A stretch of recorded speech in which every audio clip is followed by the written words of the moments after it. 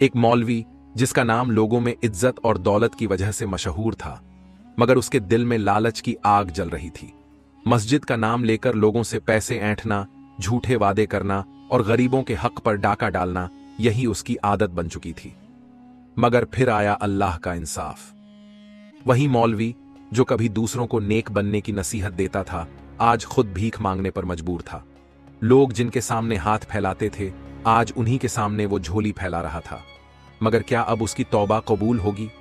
जानने के लिए वीडियो को पूरा देखिए और उससे पहले हमारे चैनल को सब्सक्राइब कर दो। चलो शुरू करते हैं। शाम के धुंधलके में दमिश्क की एक पुरानी तंग गली के नुक्कड़ पर एक पुरानी मस्जिद वाक़ई थी। मस्जिद के गुंबद पर हल्की हल्की धूल जमी थी, लेकिन उसके अंदर नूरानी माहौल था। नमाजियों की आमद और रफ्त लगी रहती, अजान की सदा फिजाओं में घुलकर एक अजीब सुकून बिखेर देती। लेकिन इस पुरसुकून माहौल में एक ऐसा शख्स भी था जिसकी नीयत में फसाद और दिल में दुनिया की मोहब्बत भरी हुई थी। उसका नाम था मौलवी अनवरुद्दीन। मौलवी अनवरुद्दीन जाहिर में एक परहेजगार और मुत्तकी इंसान नजर आता। उसकी लंबी दाढ़ी, सफेद लिबास और हाथ में तस्बीह उसे एक पाकीज़ा शक्ल देता, मगर उसकी आंखों में ऐसी चमक थी जो दीन नहीं बल्कि दौलत की प्यास जाहिर करती। मस्जिद का इमाम होने के बावजूद वह लोगों को मजहब के नाम पर डराकर, झूठे ख्वाब और वज़ाइफ बताकर उनसे माल बटोरता। मस्जिद के लिए आने वाला चंदा हमेशा मौलवी अनवरुद्दीन के जेब में चला जाता।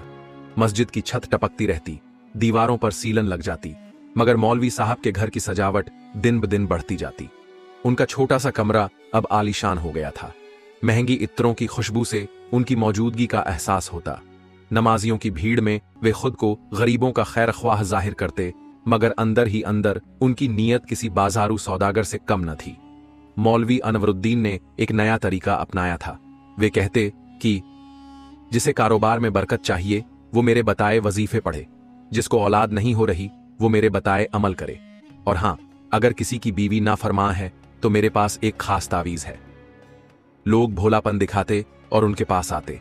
कोई अपनी बीमार मां के लिए दुआ करवाने आता तो कोई अपनी बेटी की शादी की फिक्र में गिरगिराता। मौलवी अनवरुद्दीन उनकी मजबूरी को समझते और नर्म लहजे में जवाब देते, भाई, अल्लाह के करम से मैं तुम्हारे मसाइल हल कर दूंगा, मगर बस सदका देना बहुत जरूरी है। बिना सदके के कुछ नहीं होता। लोग अपने हालात की बेबसी में उनकी बातें मान जाते। कोई सोने की अंगूठी देता, कोई चांदी के सिक्के और कोई नकद रकम रख देता। मौलवी अनवरुद्दीन हर बार अपनी तस्बीह घुमाते और अपनी जेबें भरते जाते। एक रोज मस्जिद में एक बूढ़ा शख्स आया। उसकी हालत निहायत ही खस्ता थी। फटे हुए कपड़े, धूल से अटा हुआ जिस्म और कांपते हुए हाथ। उसने लरजती हुई आवाज में कहा, मौलवी साहब, मेरी बेटी बहुत बीमार है, घर में इलाज के लिए पैसे नहीं, कुछ मदद कर दीजिए, अल्लाह आपको अज्र देगा। मौलवी अनवरुद्दीन ने उसे सर से पांव तक देखा और हिकारत से कहा, मियाँ, मस्जिद चंदा लेने के लिए होती है, देने के लिए नहीं। अल्लाह पर भरोसा रखो, वो सब ठीक कर देगा। बूढ़े ने आंसू भरी आंखों से मौलवी की तरफ देखा और हकीकत समझ गया। वह रुंधे हुए गले से बोला, मौलवी साहब, अल्लाह देख रहा है, वो जालिमों को सजा देता है। एक दिन ऐसा आएगा कि आप भी हाथ फैलाएंगे और कोई आपकी मदद नहीं करेगा। मौलवी अनवरुद्दीन ने हंसते हुए कहा, अल्लाह के नेक बंदे को कोई भूखा नहीं मरने देता, जाओ कहीं और जाकर भीख मांगो। बूढ़े ने कांपते हाथों से दुआ के लिए हाथ उठाए और बद्दुआ दी, ए अल्लाह, अगर ये बंदा तेरा नेक और परहेजगार है तो इसकी हिफाजत कर, लेकिन अगर ये गरीबों का हक मारता है तो इसे दुनिया में ही इसका अंजाम दिखा दे। ये सुनकर मौलवी अनवरुद्दीन का चेहरा सुर्ख हो गया, मगर उसे कोई फिक्र नहीं थी। वो समझता था कि वह मस्जिद का इमाम है, उसे कोई कुछ नहीं कह सकता। मौलवी अनवरुद्दीन के दिन उसी रईसी में गुजरते रहे, मगर फिर एक अजीब वाकया हुआ। एक रात जब वह अपने आलीशान बिस्तर पर सोया हुआ था, अचानक उसके सीने में शदीद दर्द उठा। उसका जिस्म पसीने पसीने हो गया। उसने सोचा कि शायद ये मामूली दर्द है, मगर अगले ही लम्हे उसका पूरा जिस्म सुन्न हो गया। उसने चीखना चाहा, मगर हल्का से आवाज ना निकली। उसके हाथ पैर कांपने लगे। अचानक उसकी आंखों के सामने वही बूढ़ा आदमी आ गया जिसने मस्जिद में उसे बद्दुआ दी थी। उस बूढ़े की आंखों में अजीब जलाल था और उसके होंठ हिल रहे थे, जैसे कोई अल्लाह से इल्तिजा कर रहा हो। मौलवी अनवरुद्दीन की आंखों में खौफ तारी हो गया। वह कुछ समझ नहीं पा रहा था। वह बिस्तर से गिर पड़ा, मगर उसे उठाने वाला कोई नहीं था। घर में नौकर चाकर होते हुए भी कोई उसकी चीखें सुनने वाला न था। क्या ये अल्लाह का इंसाफ था? क्या उसके गुनाहों का हिसाब शुरू हो चुका था? मौलवी अनवरुद्दीन का जिस्म पसीने पसीने था। उसका दिल तेजी से धड़क रहा था। उसने उठने की कोशिश की, मगर जिस्म बेकार महसूस हो रहा था। ऐसा लग रहा था जैसे किसी ने सारा खून निचोड़ लिया हो। उसका दिमाग चकरा रहा था और उसकी आंखों के सामने अंधेरा छा रहा था। रात के अंधेरे में जब सब गहरी नींद में थे, मौलवी अनवरुद्दीन अपनी तकदीर के सबसे खतरनाक मोड़ पर खड़ा था। उसे मस्जिद का वो बूढ़ा शख्स याद आ रहा था जिसने बद्दुआ दी थी। उसकी कांपती आवाज गूंज रही थी, एक दिन ऐसा आएगा कि तुम भी भीख मांगोगे मगर कोई तुम्हें कुछ नहीं देगा। उसका दिल बैठने लगा। उसने तस्बीह उठाने की कोशिश की, मगर उसके हाथ सुन्न थे, उसके होंठ सूख रहे थे और उसकी आंखें फजा में टंगी हुई थीं। वो चीखना चाहता था, मदद मांगना चाहता था, मगर गला जैसे बंद हो गया था। रात का वक्त गुजर गया। सुबह जब घर के नौकर चाकर आए तो उन्होंने मौलवी अनवरुद्दीन को बिस्तर पर पड़ा देखा। उसका चेहरा पीला पड़ चुका था और होंठ नीले हो रहे थे। मौलवी साहब, आप खैरियत से हैं? एक नौकर ने झुककर पूछा। मौलवी अनवरुद्दीन ने मुश्किल से अपनी आंखें खोलीं और फुसफुसाए, मुझे डॉक्टर के पास ले जाओ, मेरा जिस्म काम नहीं कर रहा। मगर नौकरों के चेहरों पर कोई हमदर्दी नहीं थी। वे वही थे जो कभी उसकी झूठन उठाते थे, उसके हुक्म पर सर झुकाते थे। मगर आज जैसे ही उन्होंने देखा कि मौलवी साहब कमजोर और बेबस हो चुके हैं, उनके चेहरे बदल गए। मौलवी साहब, हम मस्जिद के लिए काम करते हैं, आपके लिए नहीं। हमें आपकी बीमारियों का कोई इलाज नहीं करना, आप खुद जाइए। यह सुनकर मौलवी अनवरुद्दीन का दिल बैठ गया। ये वही लोग थे जो उसकी जेब से पैसे निकालने के लिए उसकी खुशामद किया करते थे। मगर आज मौलवी अनवरुद्दीन ने सोचा कि शायद मस्जिद के लोग उसकी मदद करेंगे। उसने जैसे तैसे खुद को संभाला, कपड़े बदले और लाठी के सहारे मस्जिद की तरफ रवाना हुआ। मगर जैसे ही वह मस्जिद पहुंचा, उसके कदम वहीं रुक गए। मस्जिद के मिंबर पर अब एक नया मौलवी खड़ा था। उसकी दाढ़ी घनी थी, आवाज में सकीनत थी और चेहरे पर नूरानी चमक थी। लोग उसे अदब से सुन रहे थे। मौलवी अनवरुद्दीन के दिल में एक तेज टीस उठी। उसने किसी को बुलाकर पूछा, ये कौन है? उस आदमी ने बेपरवाही से जवाब दिया, मौलवी इब्राहिम साहब हैं, बहुत नेक और परहेजगार शख्स हैं। पहले जिस मौलवी साहब ने मस्जिद को अपनी जागीर बना रखा था, लोग उनसे तंग आ चुके थे, इसलिए उन्हें निकाल दिया गया। मौलवी अनवरुद्दीन के कान सुन्न हो गए। उसकी आंखें फटी की फटी रह गईं। वो समझ गया कि उसकी हुकूमत खत्म हो चुकी थी। मौलवी अनवरुद्दीन अब मस्जिद के लोगों की तरफ बढ़ा। उसने सोचा कि शायद अब भी कोई उसकी मदद कर देगा। मगर जब लोगों की नजर उस पर पड़ी तो उनके चेहरे पर गुस्सा उभर आया। देखो, यही वो मौलवी है जिसने मस्जिद का चंदा खा लिया था। हाँ, यही तो वो शख्स है जिसने हमारी मजबूरी का फायदा उठाया था। आज इसकी हालत देखो। अल्लाह के इंसाफ से कोई नहीं बच सकता। लोग उसे हिकारत भरी नजरों से देखने लगे। जब उसने कुछ लोगों से मदद मांगी तो उन्होंने कहा, मौलवी साहब, हम आपसे कुछ नहीं लेंगे तो आपको देंगे भी नहीं। मौलवी अनवरुद्दीन अब एक लाचार इंसान बन चुका था। पहले जो लोग उसकी एक आवाज पर हाजिर होते थे, अब उसे देखते ही मुंह फेर लेते। वह बाजारों में घूमता, दुकानदारों से मदद मांगता, मगर हर जगह से उसे दुत्कार मिलती। उसका जिस्म कमजोर हो रहा था और उसकी आंखों में आंसू भरे हुए थे। उसे अपने गुनाह याद आ रहे थे। वो गरीब जो उसकी मस्जिद में सदके की उम्मीद में आते थे, वो मजबूर जो अपनी कमाई का आखिरी हिस्सा उसे देते थे, वो औरतें जो तावीज और दुआओं के बदले उसके पास पैसे रख जाती थीं। अब उसके पास कोई रास्ता नहीं था। पेट की आग और जिस्म की बीमारी उसे गरीबों की उस दुनिया में ले आई जिससे वह हमेशा दूर रहा था। वो मस्जिद के बाहर हाथ फैलाने लगा। जो लोग कभी उसके सामने झुकते थे, आज वही उसे हिकारत से देखते हुए गुजर जाते। एक रोज जब वह भीख मांग रहा था, एक छोटा बच्चा उसके पास आया। उसकी आंखों में मासूमियत थी, मगर लहजे में हिकारत थी। मौलवी साहब, क्या आप वही नहीं हैं जो मस्जिद में हमें सदका देने का कहते थे? मौलवी अनवरुद्दीन की आंखों में आंसू आ गए। वह कुछ कह नहीं सका। बच्चा आगे बढ़ा और एक तंजिया मुस्कान के साथ बोला, अब आप खुद सदके के मुहताज हो गए। यह सुनकर मौलवी अनवरुद्दीन का जिस्म कांप गया। अब मौलवी अनवरुद्दीन तन्हा था। उसकी बीमारी बढ़ रही थी, खाने को कुछ नहीं था और जिस्म की हालत दिन ब दिन बिगड़ रही थी। वह हर रात अल्लाह से रो रो कर दुआ करता, ऐ अल्लाह, मुझसे गलती हो गई, मुझे माफ कर दे। मैं अब तेरा ताबेदार बनूंगा। मगर शायद कुदरत का इंसाफ अभी पूरा नहीं हुआ था। रात की तारीख हर चीज को निगलती जा रही थी। दमिश्क की तंग गलियों में ठंडी हवा बह रही थी। लोग अपने घरों में सो चुके थे, मगर एक शख्स था जो गली के किनारे पड़ा कराह रहा था। मौलवी अनवरुद्दीन। उसका जिस्म कमजोरी की वजह से कांप रहा था। गंदे और पुराने कपड़ों में लिपटा हुआ वह किसी बेघर भिखारी से कम नहीं लग रहा था। जिस मस्जिद की चौखट पर वह बैठा था, कभी वहीं उसकी जागीर थी, मगर आज वह वहां एक अजनबी की तरह पड़ा हुआ था। मौलवी अनवरुद्दीन के गुनाह अब उसकी आंखों के सामने थे। उसकी जिंदगी में जो कुछ भी था, सब एक झटके में छिन चुका था। मस्जिद की इमामत, लोगों की इज्जत, घर के नौकर चाकर, सब कुछ खत्म हो चुका था। ऐ अल्लाह, ये मेरे साथ क्या हो रहा है? वह रोते हुए आसमान की तरफ देखने लगा, लेकिन जवाब में सिर्फ खामोशी थी।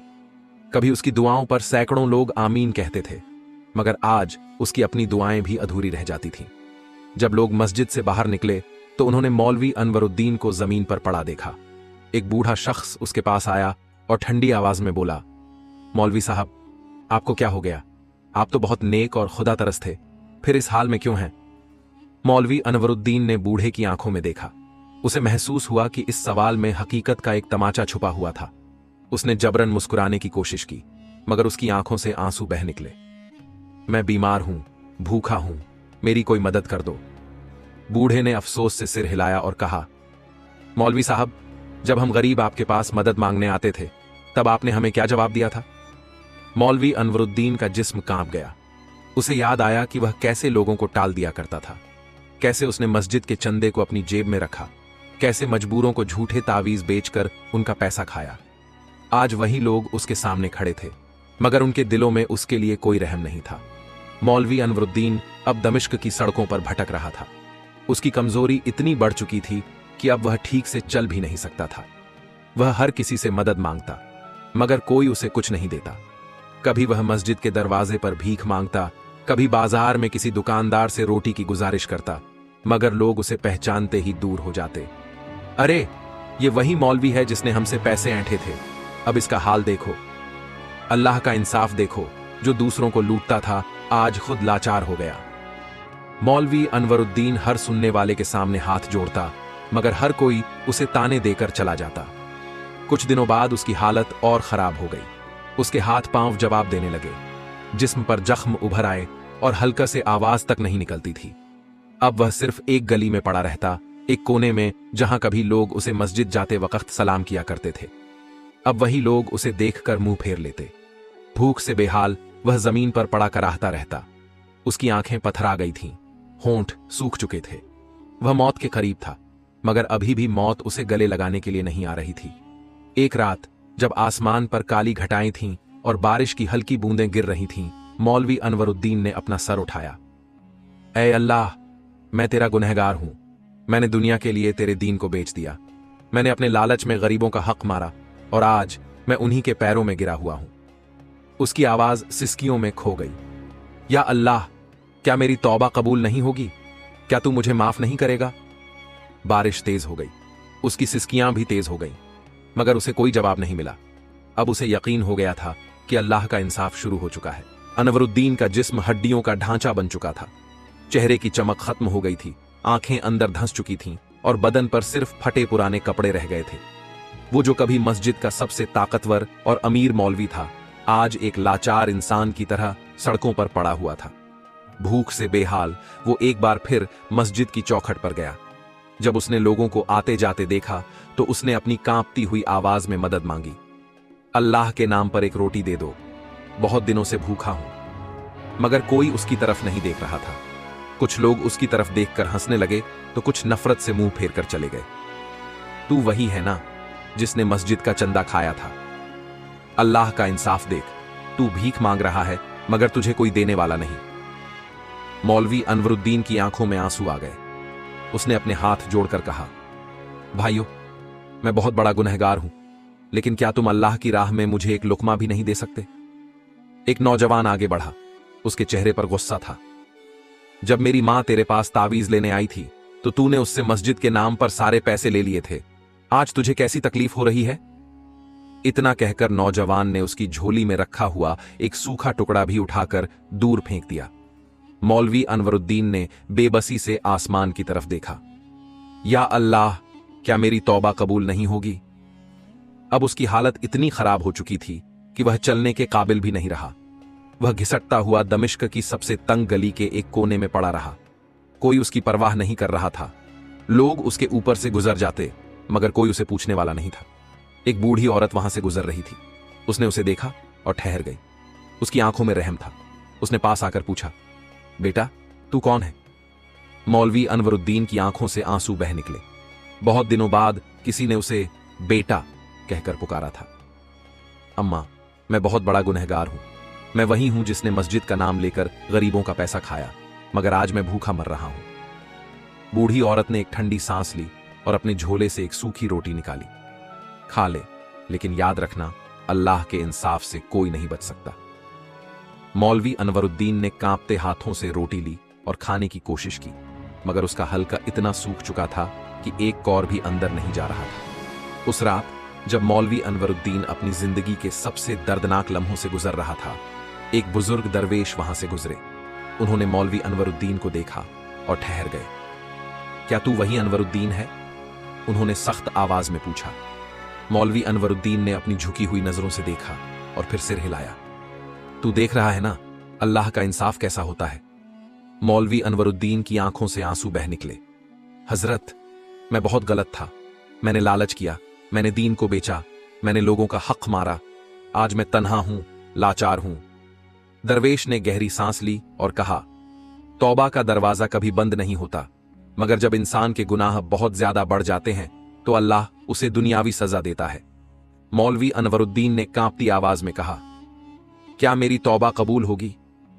दरवेश ने जवाब दिया, अल्लाह रहम वाला है, लेकिन तुझे अपने गुनाहों का सही मायने में इजहार करना होगा।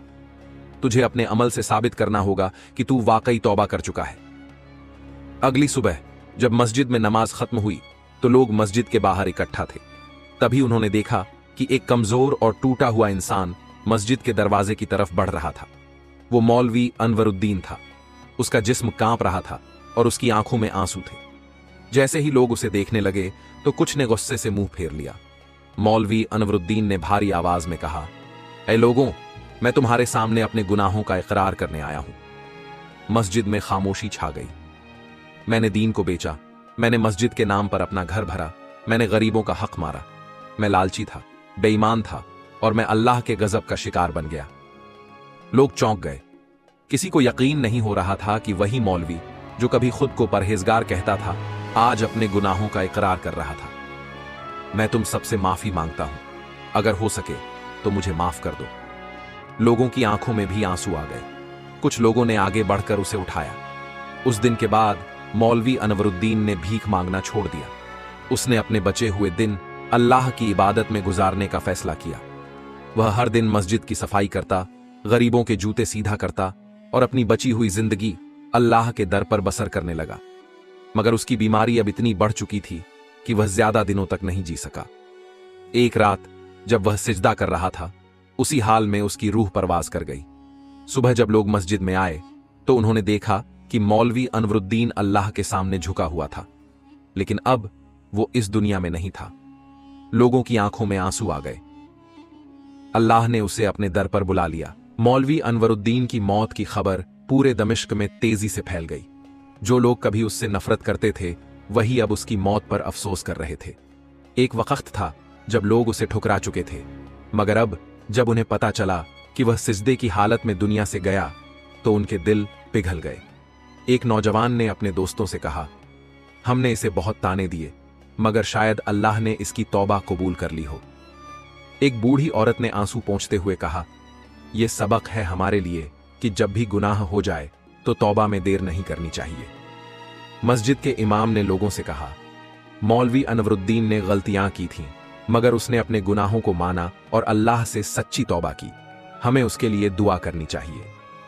मौलवी अनवरुद्दीन की कहानी हमें एक बड़ा सबक देती है। एक, अल्लाह का इंसाफ अटल है। अगर कोई गलत रास्ते पर चलता है तो देर सवेर उसे अपने अमल का हिसाब देना ही पड़ता है। 2, तौबा का दरवाजा हमेशा खुला है। अगर इंसान अपने गुनाहों का इकरार कर ले और सच्चे दिल से अल्लाह से माफी मांगे तो अल्लाह उसे माफ कर सकता है। 3. दौलत और इज्जत का घमंड नहीं करना चाहिए। जो चीज आज तुम्हारे पास है वह कल छिन भी सकती है, इसीलिए अपने अमल को सही रखो और गरीबों मजबूरों का हक अदा करो। 4. नेकी ही असली दौलत है। जब इंसान इस दुनिया से जाता है तो उसके साथ सिर्फ उसके नेक अमल जाते हैं, इसीलिए हमेशा अच्छा करने की कोशिश करनी चाहिए। या अल्लाह, हमें गलतियों से बचा। अगर हमसे कोई गुनाह हो जाए तो हमें सच्ची तौबा की तौफीक दे। हमें लालच से बचा और नेक रास्ते पर चला। हमारे दिलों को नर्म कर ताकि हम दूसरों का हक अदा कर सकें।